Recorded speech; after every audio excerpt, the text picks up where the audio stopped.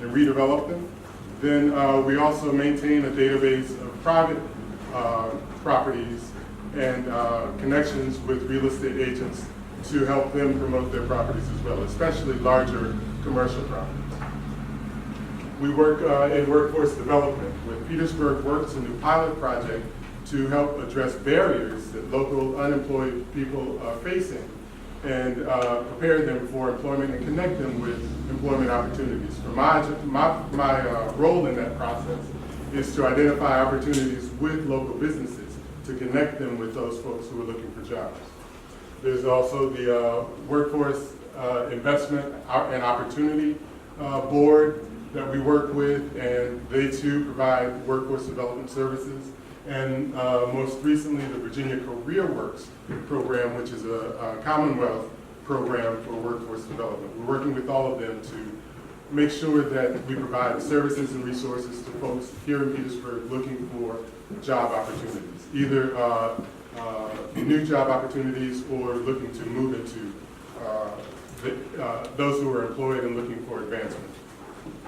Then most recently, the city hired a tourism director. So fortunately, that aspect and role has moved to a new employee who has extensive experience in tourism throughout the state of Virginia. And we're really excited to have Sergey join the team and help us with our tourism promotion, both from a marketing perspective and also asset development. And we're responsible for intergovernmental relations, work with our legislators, and work with legislators throughout the Commonwealth and nationally to advance issues facing Petersburg. So we can go to the next. Looking at some of the strengths that we have, of course, our location as a mid-Atlantic, in the mid-Atlantic Gateway region, we are centrally located, almost midway between Maine and Florida, or Bangor and Miami. So access to markets in between, to Charlotte, to Richmond, of course, the nation's capital, DC, New York, all those are within a day's drive. Our proximity to the Hampton Roads region as well in North Carolina is part of the attractiveness of being in this location. Auto and rail access, of course, with I-95 and I-85 intersecting right here in Petersburg. CSX and Norfolk Southern railroads intersect here in Petersburg, so businesses that need rail access, they too have an advantage of being here. Of course, our history and historic assets, our historic sites, our museums, this building as a historic building, the fabric that we have here is an asset and strength of ours. The small businesses that we have here, especially the restaurants that are burgeoning here. Tourism and the arts, and we serve as a regional hub here in Petersburg. For Colonial Heights, of course, they have a mall, but don't really have a downtown, such as ours. Dinwiddie, Prince George, Hopewell even. We have the downtown in our region, so of course that is an advantage for us and a strength. Weaknesses, we've been challenged with unemployment for a number of years, high unemployment for a number of years, and the associated poverty rates, and health indices, school achievement, and vacant and dilapidated properties. Again, hopefully you can help us address especially that weakness. Opportunities, that is an opportunity, those vacant and dilapidated properties. Our proximity to the river, and we're working with FOLAR, Friends of the Lower Appomattox River, to help establish a trail along the river as an amenity for residents, hopefully, who will occupy your homes, or businesses that will occupy your commercial properties. We provide incentives for development. HB 222, which was legislation that was adopted last legislative session, it provides an income tax abatement for businesses that meet certain thresholds and move into Petersburg. And these are industrial businesses primarily. Opportunity zone, the federal government passed a tax Act, and that established an Opportunity Zone program, which kind of replaces the New Market Tax Credits program that used to exist and provides incentives for businesses to locate in specific areas. There are 212 Opportunity Zones designated in Virginia, and we have, 212 census tracts designated as Opportunity Zones in Virginia, and we have 3 of them here in Petersburg. They're primarily located east of I-95 and within our downtown area. We also have Go Virginia and the Enterprise Zone, and I mentioned Petersburg Works as well. So threats, employee readiness in our visits with our local businesses, especially the industrial businesses. They talk about access to employees, and the fact that a lot of the folks who come to work for them or apply for jobs are not ready for employment. So again, we're working with Petersburg Works and others to prepare employees for employment.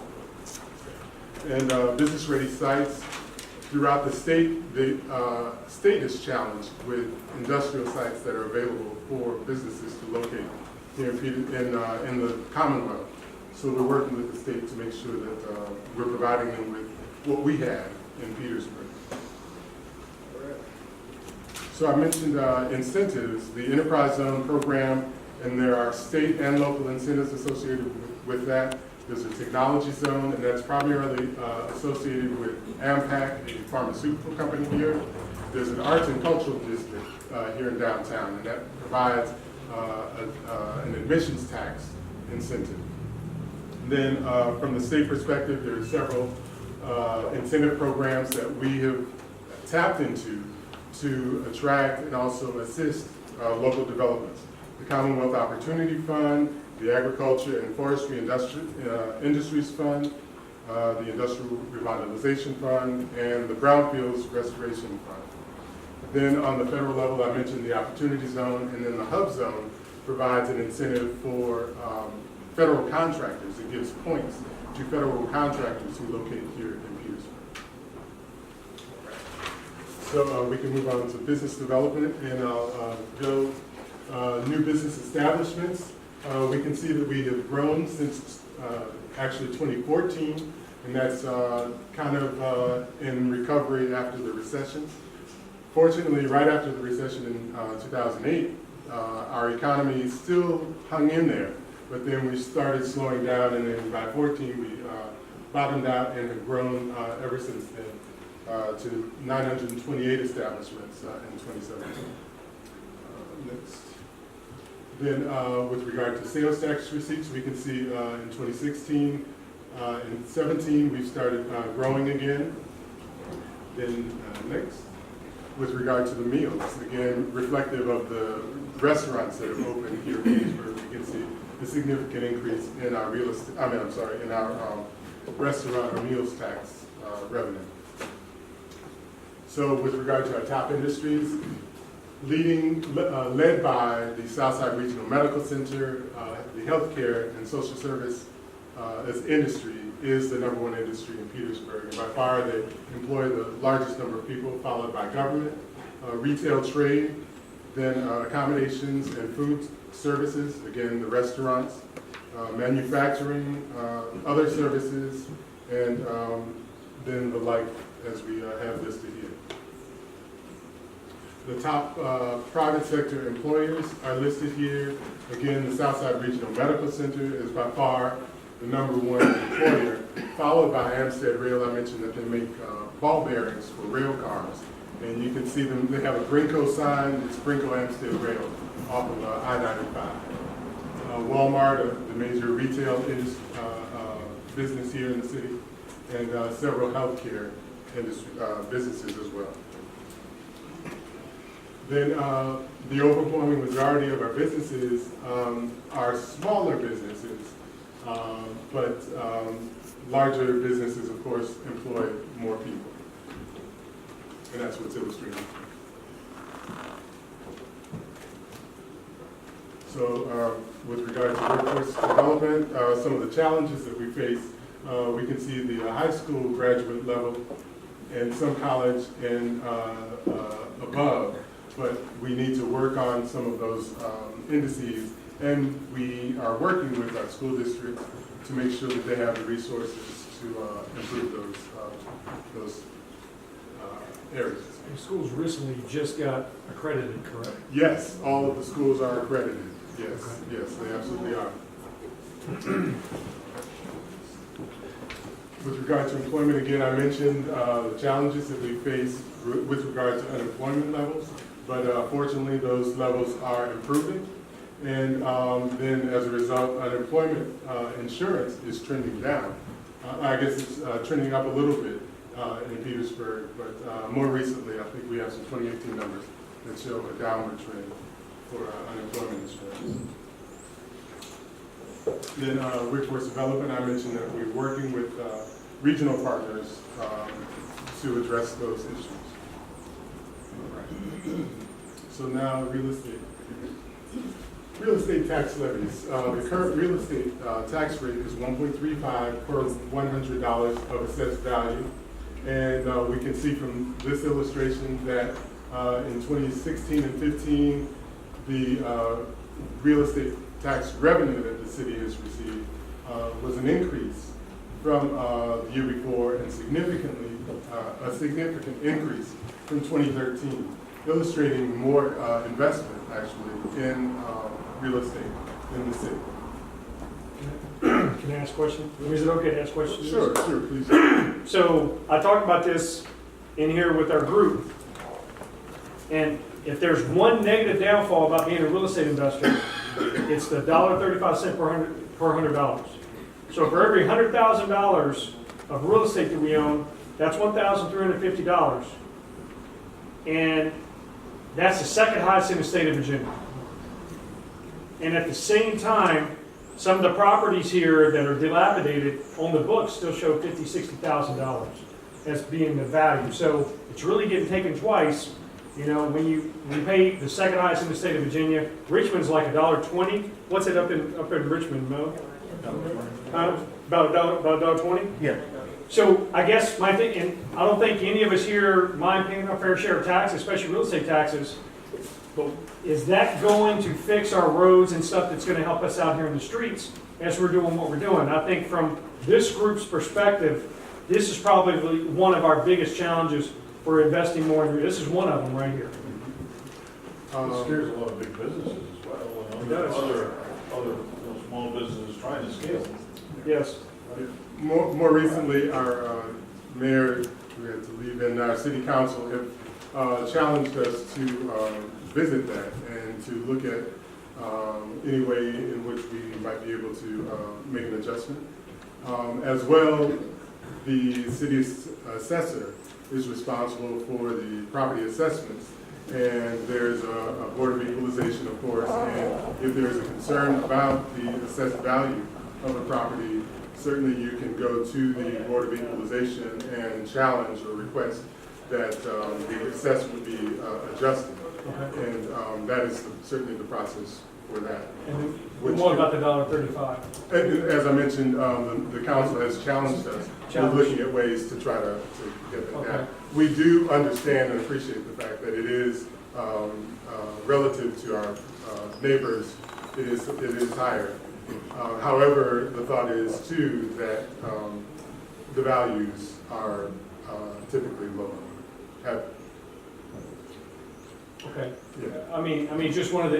To me, it's a big sticking point for me to want to invest more in, even though we are. Right. I know Mo had a question. Right. And we appreciate that and are trying to. Yeah. Look at that. So I guess on a positive note for all of us, where should we put our efforts to help you to rebuild Petersburg? Great. Where would you like to see us invest our time, efforts, and monies?